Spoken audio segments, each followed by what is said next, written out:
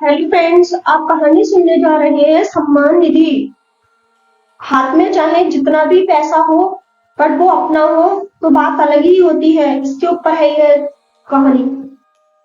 तो चलिए सुनते हैं। माँ, तुम भी ना।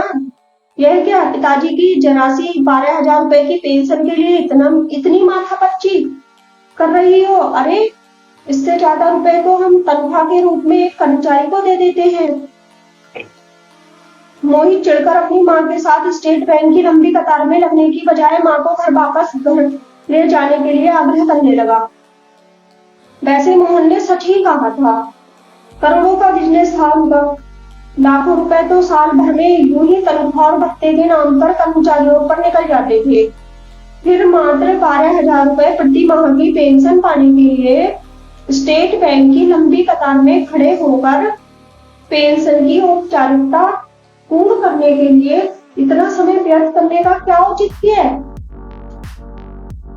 मोहित के पिता विशंबर नाथ जी का निधन पिछले माह की बीमारी की वजह से हुआ था।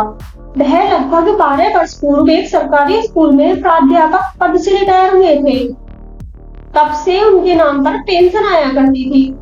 विशंबर नाथ जी मृत्यु के उपरांत आधी पेंशन उनकी पत्नी सरला जी को मिलने का शासकीय योजना के अनुसार प्रावधान था, जिसके लिए सरला आज स्टेट बैंक में अपने बेटे मोहित के साथ जाकर पेंशन की औपचारिकता पूरी करने के लिए आई हुई थी। उस दिन मोहित के बेटे कुशाल का 8वां जन्मदिन था। उसने अपनी दादी से साइकिल की फरमाइश की थी। सरला के खुद के बैंक अकाउंट में पैसे नाम मात्र के ही बचे थे। उनकी पेंशन अभी शुरू नहीं हुई थी, इसलिए उन्होंने मोहित से 10,000 रुपए मांगे। मोहित अपने ऑफिस जाने की तैयारी में व्यस्त था। उसने अचानक माँ के द्वारा 10,000 रुपए की मांग पर उसे थोड़ा अचरज से देखा। फिर अपनी पत्नी श्रेया को माँ को 10,000 रुपए देने को कहकर चला गया। श्रेया ने 1-2 बार मांगने पर अपनी सास को 10,000 रुपए देते हुए कहा, पता नहीं, आजकल बहुत मंदी चल रही है, थोड़ा हाथ संभाल कर खर्च करना।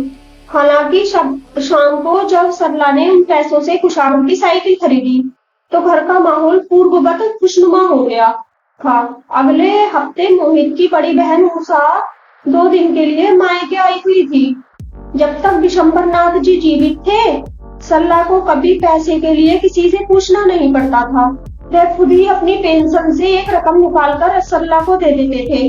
मगर आज बेटी की विदाई के लिए सरला को बहू से पैसे मांगते समय उसके शब्द, पता नहीं, आजकल बहुत मंदी चल रही है, थोड़ा हाथ संभाल कर खर्च करना, याद आ गए। सरला बहुत दुखी मन से बेटे को बिना कुछ दिए ही विदा करने लगी। तब बहू ने खुद आकर सरला के हाथ में 2,000 रुपए पकड़ाकर कहा, बेटी को खाली हाथ मायके से विदा करेंगी क्या? सरला ने महसूस कर लिया था कि बहू की बात में अपनापन का मोल ज्यादा है। ऐसा नहीं था कि सरला के जीवन में पैसे का अभाव आ गया हो। उसके इलाज के लिए, दवा के लिए, मोबाइल रिचार्ज करना, छोटी मोटी जरूरतों के लिए तो मोहित बिना कुछ कहे ही पैसा लाकर दे देता था। परंतु इसके अतिरिक्त सरला को जो भी खर्च करना होता था, जैसे किसी मंदिर में दान करना, रोक उनकी जरूरत या त्योहार पर पैसा दान देना, या अपने रिश्तेदार के आने पर उपहार देना, जैसे छोटी मोटी जरूरतों के लिए उसे मोहित या बहू से पैसे मांगना सरला के स्वाभिमान को चोट करता था। अभी 2 दिन पहले सरला की छोटी बहन वर्षा उसके घर पर आई हुई थी। वर्षा की आर्थिक स्थिति बहुत कमजोर थी, इसलिए वह सरला दीदी से कुछ आर्थिक सहयोग की अपेक्षा कर रही थी। मगर जब उसने खुद सरला को छोटी मोटे खर्चों के लिए बहू की तरफ मुंह ताकते देखा तो उसने अपनी बहन से कुछ भी नहीं कहा। आज जैसे ही सरला के मोबाइल पर पहली बार स्टेट बैंक का एसएमएस आया, सरला ने आश्चर्य से मैसेज खोलकर देखा।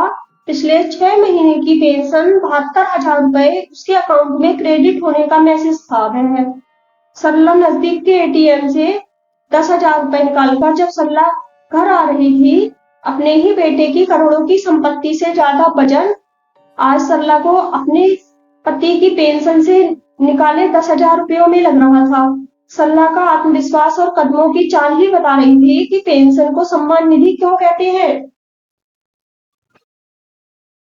फ्रेंड्स, कहानी पूरी सुनने के लिए बहुत बहुत शुक्रिया।